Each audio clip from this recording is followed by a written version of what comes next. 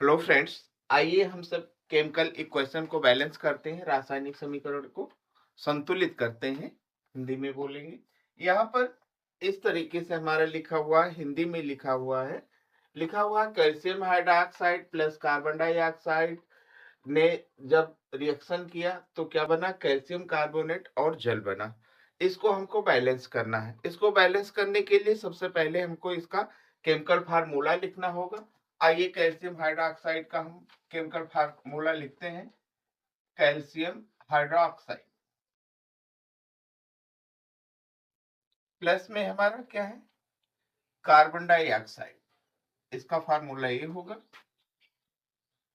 ये हमारा क्या हो जाएगा, कैल्शियम कार्बोनेट। और फिर क्या बन रहा है, जल बन रहा है।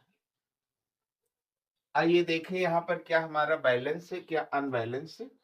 यहाँ पर हम देख रहे हैं कैल्शियम का एक परमाणु है, तो कैल्शियम का एक परमाणु है।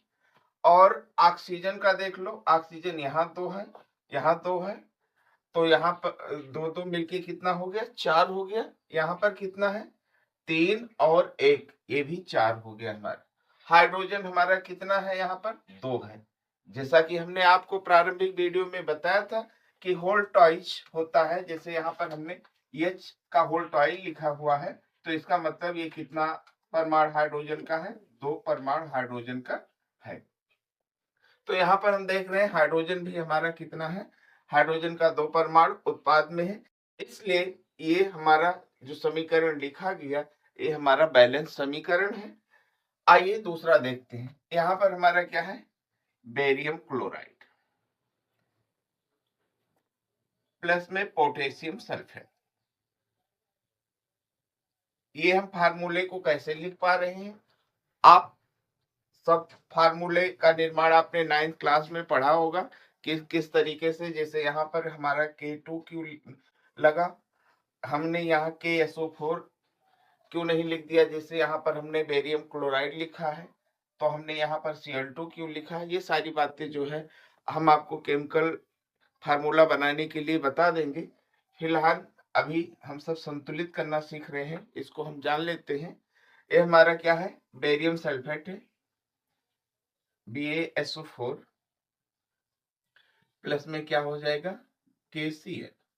अब आइए देखें क्या हमारा बैलेंस है, क्या अनबैलेंस है।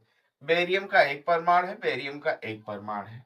सल्फेट हमारा आयन के रूप में होता है, तो इसका एक आयन है, तो यहाँ पर भी हमारा क्या है, एक आयन है। अब हम देखते हैं पोटेशियम। पोटेशियम का हमारा दो परमाणु है, जबकि यहाँ पर एक परमाणु है। और क्लोरीन का हमारा दो परमाणु है, यहाँ पर एक परमाणु है, इसलिए हम यहाँ पर क्या लगा देते हैं, दो लगा देते हैं। अब ये हमारी इक्वेशन बैलेंस हो गई। आइए थर्ड पर, ये हमारा जिंक है,